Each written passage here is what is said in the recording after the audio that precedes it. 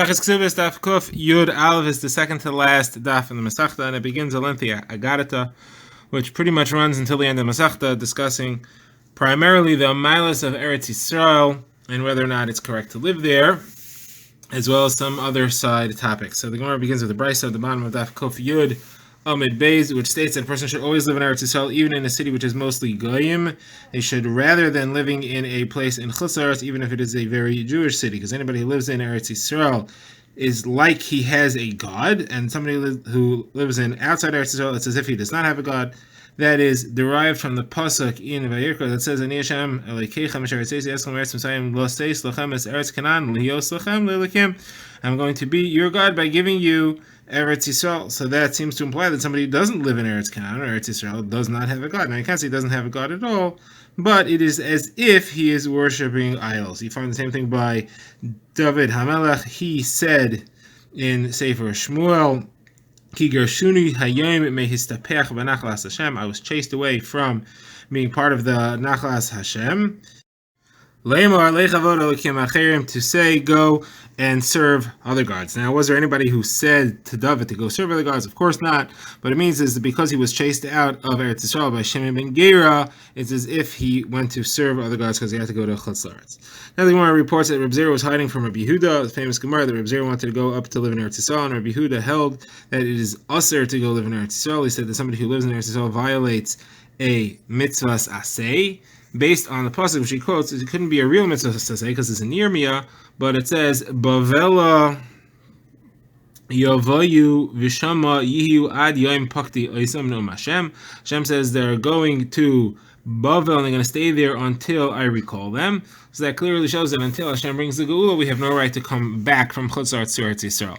Therefore, Rabbi Yehuda held that it's forbidden to live in Eretz Yisrael. So when I asked, how did Rabbi Zera then want to go live in Eretz Yisrael? How did he disagree? So Rabbi Zera said that was not talking about Klal Yisrael, that was talking about the Klishares that are mentioned there, that the beginning of the pasuk is Ki Chayam Hashem Tzavakos El Ha'amudim Ve'el Hayam Ve'el Ha'mechonos Ve'el Yeser HaKelim HaNusarim Be'ir HaZais. So it's referring to the Kelim that they're going to go until Hashem recalls them, but Klal Yisrael are allowed to return. So the Gemara says, what then is Rabbi Yehuda's source? Because that couldn't be a good source. So the Gemara says Rabbi Yehuda has another pasuk from Shir HaShirim where it says, Hishbati Eschem B'nos Yerushalayim B'tzvos Ovayolos Asada, that I am making you swear, Hashem says, by the deer and the rams of the field, that im ta'iru ve'im ta'iru esa'ava acha techbats, if you try to awaken or reawaken the love until I desire it, which says that Klal Yisrael is being made to swear that they're not going to go back to Eretz Yisrael on their own until they are recalled. So what does Rabbi Zera do with that? So Rabbi Zera explains that doesn't mean that they're not allowed to go individually and live in Eretz Yisrael, but it means that they're not allowed to go with an army and conquer Eretz Yisrael. Now, what does Rabbi Yehuda say? Rabbi Yehuda has another pasuk. This same pasuk is almost identically repeated later on in Shir HaShirim in Perek Ches. So there it says, "Shvat eschem b'nos Yerushalayim ma ta'iru u'ma ta'iru esa ava ad shetechbatz." That second one is referring to not traveling to Eretz Yisrael individually, as well as not traveling with an army to reconquer the land. So what does Rabbi Zera do with that second pasuk? So the Gemara says that is like Rabbi Yesi bar Bechanina, who says that there are 3 oaths that HaKadosh Baruch Hu made Klal Yisrael swear, and this is referring to the 3 of them. Number 1 is that they will not go to Eretz Yisrael with an army. The second one is that they will not rebel against the nations of the world in which they live. They will remain there under their sovereignty. And the third is that HaKadosh Baruch Hu made the Ovdei Kechavim swear that they're not going to make Klal Yisrael serve them too much. They won't be too much of a Shibud Malchias. Now, what then does Rabbi Yehuda say? So Rabbi Yehuda says Im ta'iru ve'im ta'iru. That means that each of these psukim is referring to 2 things. So you have a grand total of 6 things. And the Im ta'iru and Im ta'iru was extra ones, and therefore you have an extra shul. He doesn't say 6 yet. The Gemara says that Rabbi Zera, what is he going to do? He says, like Rabbi Levi says, that there are actually 6. Im ta'iru doubles up all of them. The 3 that we already mentioned, plus another 3 shuas. That the Nevi'im will not reveal when Mashiach is going to come. The Klal Yisrael will not push off Mashiach later by doing Averis, and the Klal Yisrael will not reveal the secret to the idol worshippers. What is the secret? So Rashi says it refers either to the secret of how to be Ma'aber Chodesh, how to add an extra month, or the secret reasons or the flavor of Torah, which could refer to the trop. Okay, says the Gemara further. What is the meaning of the phrase in the psukim we just quoted, where it refers to the tziva'os and the ayelos, the deer and the wild sheep? So the Gemara says that means that Hashem is saying that if Klal Yisrael keeps the promise that He made them make, that's good, and if not, then I will make their flesh free as that of the wild animals in the field, meaning they will be hunted down. Says more further, Rabbi Elazar says anybody who lives in Eretz Yisrael, it is as if he's dwelling without sin, without a possibility of sin, like it says in Pasuk in Yeshaya, that the neighbors of Klal Yisrael should not say, Chalisi, I became ill or I became unwell because of Ha'am Yeshiv Ba, the nation that lives in there, Nusu Avan, and that they are free of sin. So you see those in Eretz Yisrael are free of sin. Said Rav to Rav Ashi, when we learned that, we didn't learn it as referring to sin, we learned that as referring to illness. Says Rav Anan, anybody who is buried in Eretz Yisrael as if he's buried under the Mizbeach, like it says in Sefer Shmos, Mizbach Adama Tasali, should make a Mizbeach which is called Adama, and it also says in Sefer Dvarim, Harninu Goyim Amay Kidam Avodav Yikoim V'Nakam Yoshev L'Tzarav V'Chiper Admaso Amo, referring to death, and Kavura, and it refers to Admaso. So that refers back to the Mizbeach. Now the Gemara relates that Ula would commonly visit Eretz Yisrael, but he died in Chutz La'aretz. And they came and they told Rabbi Elazar, who lived in Eretz Yisrael, and he replied and he said, Ant Ula, you Ula al Adama Tamei Thomas. He quoted the pasuk in Amos that says you are going to die on Tamei land. So they told him Aaron Ba, but his coffin is coming to Eretz Yisrael, and he said it's not as good, it's not the same. It's not the same for one who's absorbed into Eretz Yisrael while he's alive as to one who is absorbed after he died. It's not quite the same. Absorption doesn't really become part of Eretz Yisrael the same way. And the Gemara relates that there was a person who had a Yevama, a woman, his brother's wife, felt him to Yibum in the town of Bei Chaza'ah, which was a town in Chutz La'aretz where she lived, and he wanted to go to Bei Chaza'ah, out of Eretz Yisrael, to do Yibum, and that's a mitzvah d'oraisa. He came to Rav Chanida, and he said, should I go over there to do Yibum? He said his brother married a strange woman, meaning a woman from Chutz La'aretz, and he died. Baruch HaMakom Shahargei, blessed is the God who killed him, because he shouldn't have been living in Chutz La'aretz, and you want to go after him? You should certainly not. Says Rav Yehuda says the name of Shmuel, just like it is usher to leave Eretz Yisrael to go to Bavel, it is also usher to leave Bavel to go to the other lands. Rashi explains because there's a lot of yeshivas and institutions of Torah in Bavel. Rabba and Rav Yosef both said even to go from Pumbedisa to Beikubi, that is the place in Bavel where you have the yeshivas, to go to a place without yeshivas, it is forbidden. There was somebody who went from Pumbedisa to Beikubi, and Rav Yosef put him in Cherim.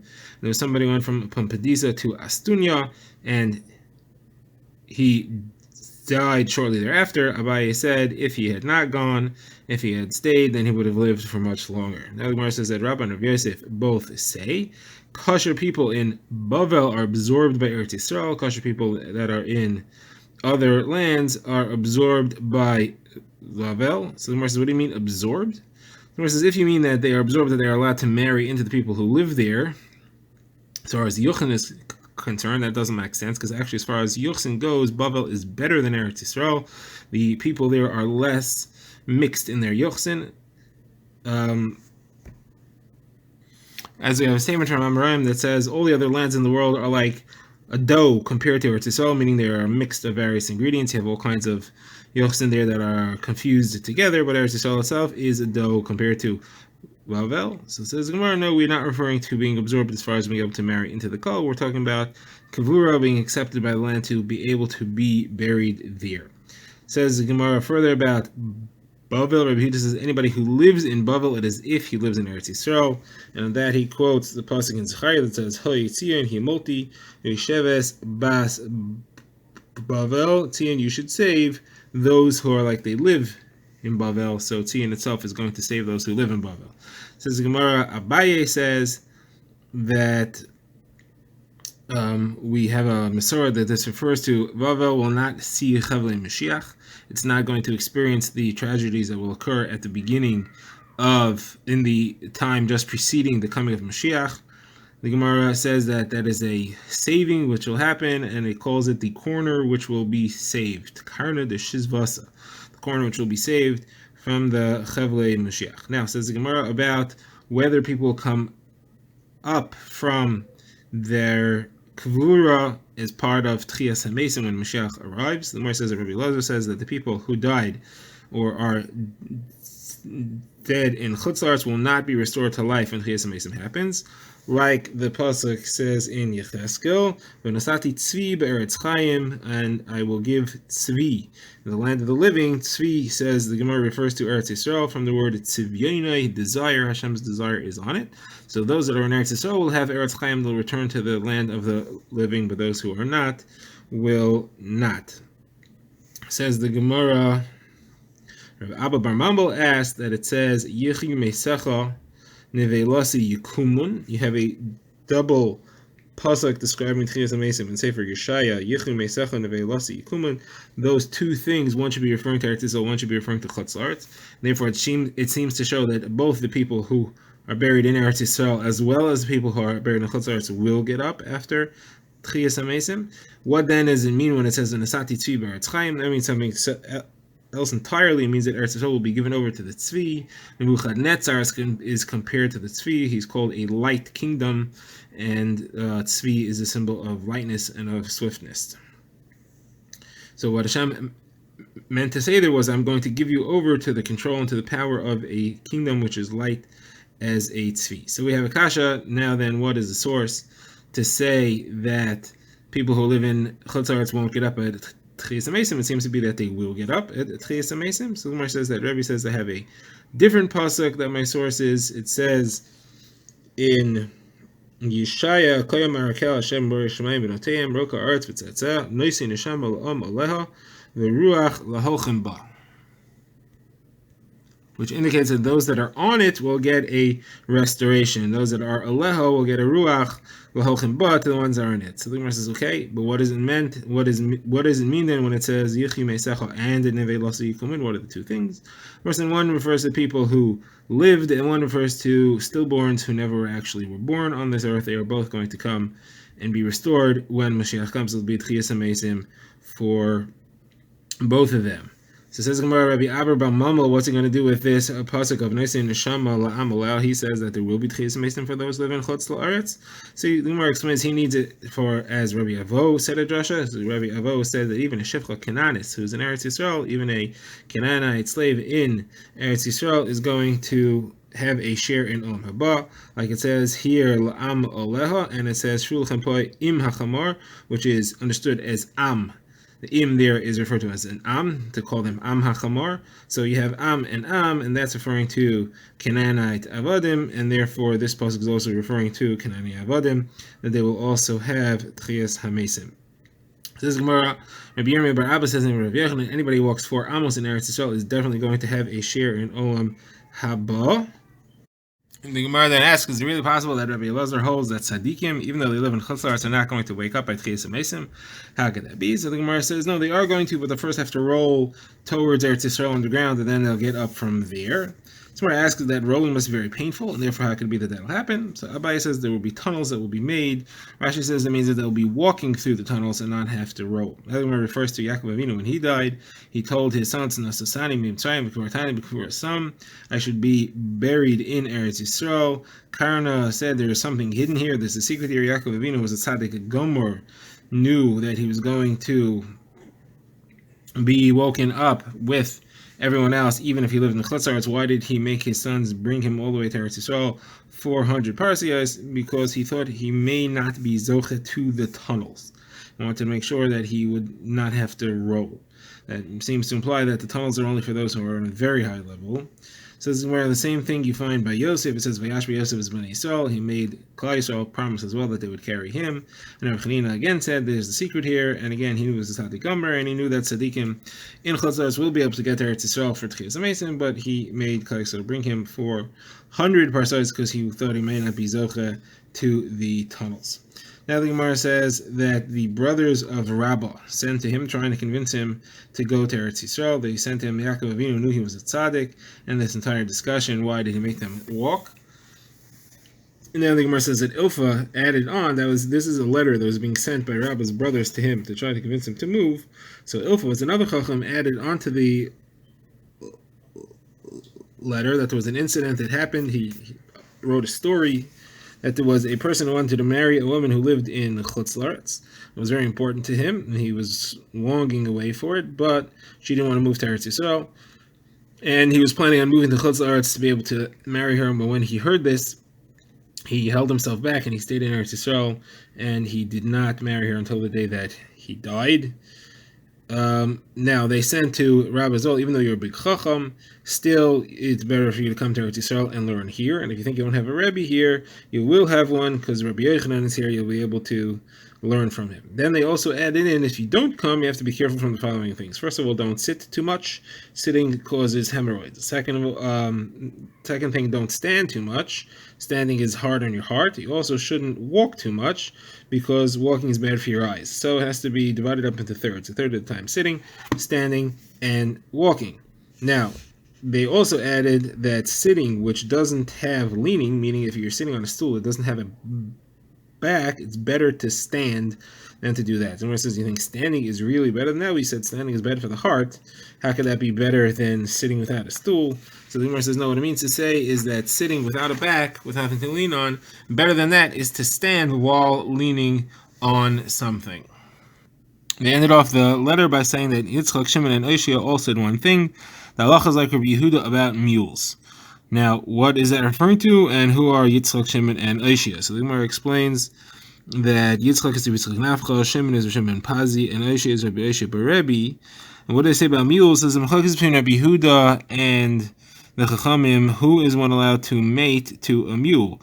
A horse, a donkey, or another mule. So according to Rabbi Yehuda, it's only another mule, because you consider the mule to be a mixture of breeds. It is considered to be it's considered to be a horse, and it's considered to be a donkey. That's because Rabbi Yehuda holds you don't automatically follow the species of the mother as far as defining it. You have to consider both species, and therefore, in a sense, this is considered to be a horse, and in a sense, it's considered to be a donkey. Therefore, you cannot mate it with either horse or a donkey, because that would be an Eser Kelayim. You can only use another mule. However, the Chachamim disagree, and they say you're not concerned with the father's species. You always define the species by the mother, and therefore, whatever the species of the mother is, that is what you can use. But anyway, the halacha is like Rabbi Yehuda and these, and you can only mate a mule with another mule. Having brought up the subject of those who do not get up by Tchias HaMesim, the Gemara now turns to Amaratzim, those who are learned. The Gemara quotes Rabbi Elazar, who says that Amaratzas do not get up by Tchias HaMesim, and it's learned from the pasuk in Yeshaya, which we quoted nearby Psukim earlier, discussing Tchias HaMesim, and there it said, Mesim bal yichyu, the dead will not arise. Says Gemara, you made your finger first to everyone, but the next word is Rafam bal yikumu, those which are Rafa, those which are weak, are not going to get up. That refers to those who are weak in Talmud Torah. So that was Rabbi Elazar's drasha, but Rabbi Yochanan said, I don't think it's proper to say that. He said it's not talking about people who are weak in Talmud Torah, it's talking about people who weaken themselves and serve Avodah Zarah. Those are the ones who aren't going to get up at Tchias HaMesim. So he said no, but if you look a few psukim later, it's clear not like that, because there it says Kital Oros Talacha V'Eretz Refaim Tapiel.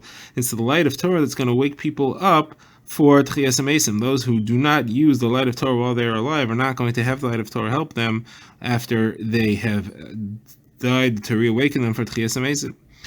So he saw that Rabbi Yochanan was upset about it, that these people who didn't get a chance to learn weren't going to get up for Tchias HaMesim. So he said, Rabbi, I found a solution for them. From the Torah itself, it says, those of you who are close to Hashem, your God, are living, all of you today. Is it possible to be dveikim by Hashem, to be close, to be connected, attached to Hashem? It says,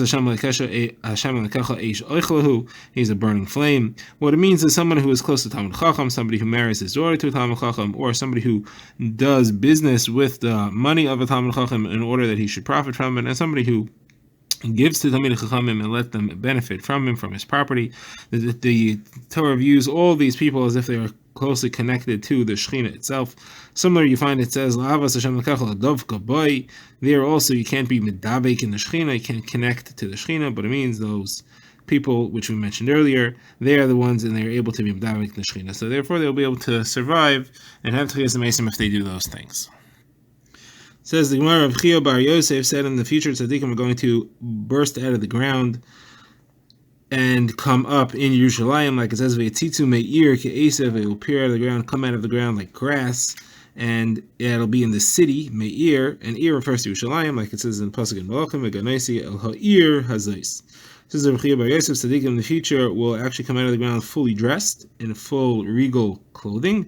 Kavachomer from a grain of wheat. A grain of wheat is put in the ground without any coverings on it, but when it grows and when it comes out of the ground, it is fully dressed. Tzaddikim that are buried in clothing, certainly when they come out of the ground, they will be fully dressed.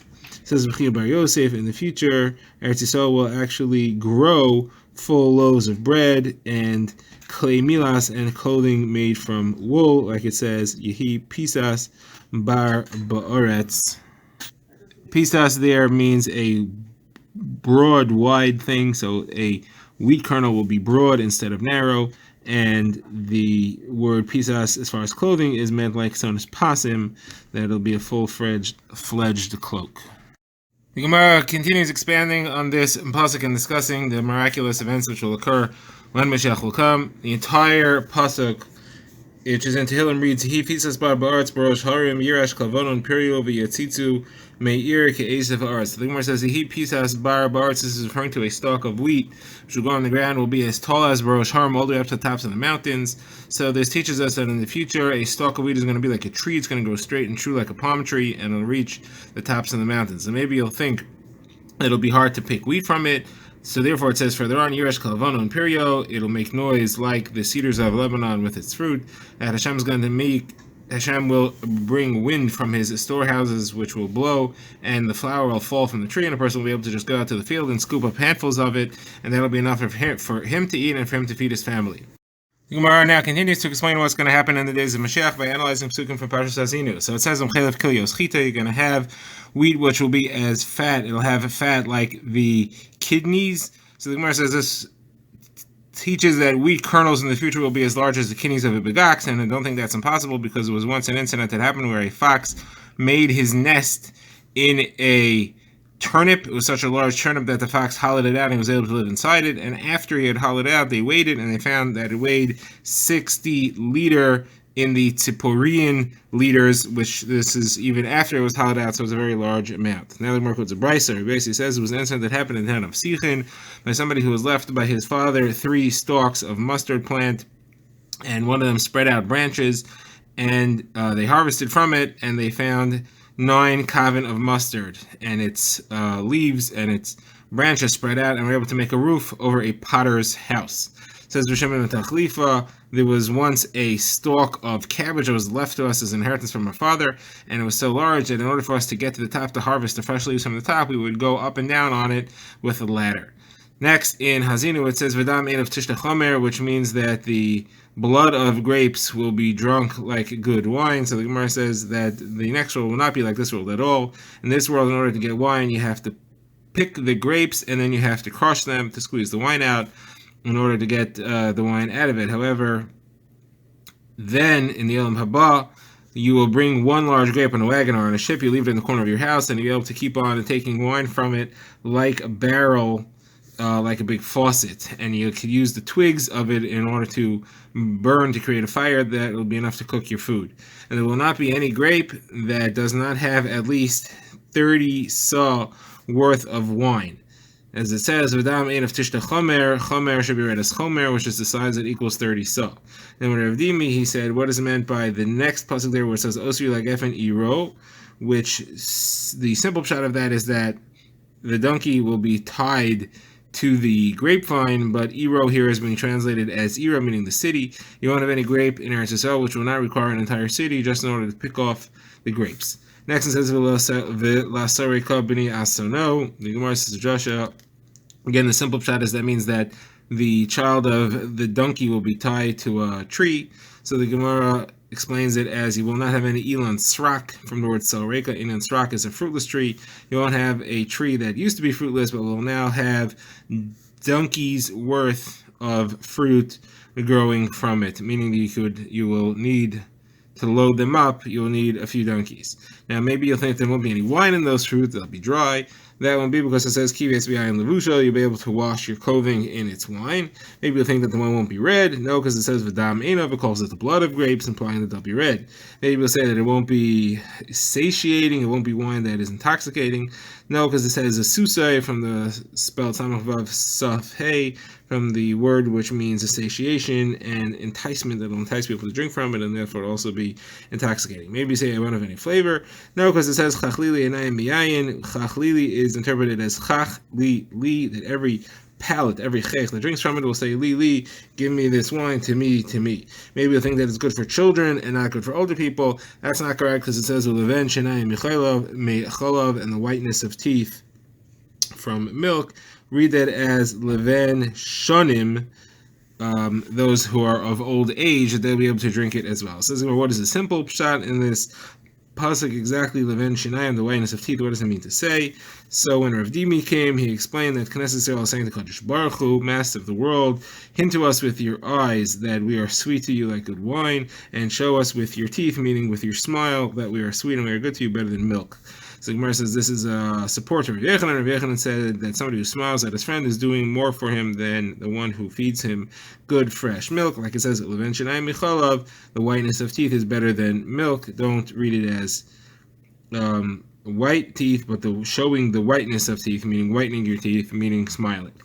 Now Rav Chia Bar Ada says, now the Gemara says Rav Chia Bar Ada was a teacher of children for Rish Lakish's house, and he came late 3 days in a row, or he didn't show up at all for those 3 days, and Rish Lakish asked him when he finally came, where were you that you missed these 3 days? So he said, my father left me a grape, my father left me a vineyard that is made of little grapevines that are strung on sticks, and I was harvesting them. On the first day I was able to harvest 300 clusters, and each cluster gave me a seah of wine. The second day I harvested 300 clusters, and every 2 clusters gave me a seah of wine.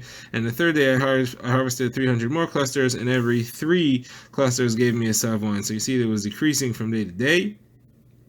And he said, and I was mafkir the rest of it, which was more than half. So it took 3 whole days to harvest 900 clusters, and it was still not halfway done. So Rish Lakish said to him, had you not been missing and you were learning that you were supposed to be teaching, then you would have gotten much more out of it, because as you could tell, the quality went down, you got less and less wine as you went along, and that's because you were missing your learning because of the bittul that was happening.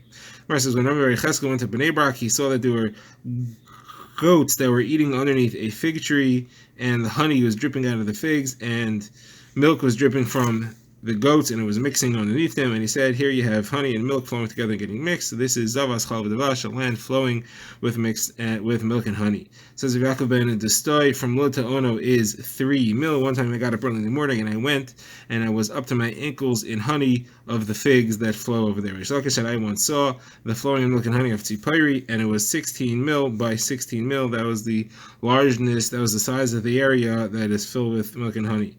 Rabbi Bar Chana said, I once saw flowing milk and honey of Eretz Yisrael, and it was like from Bei Kisi, from Bei Michsi until Akra de Tul Banki, which is 24 parsa long, and which is 22 parsa long and 6 parsa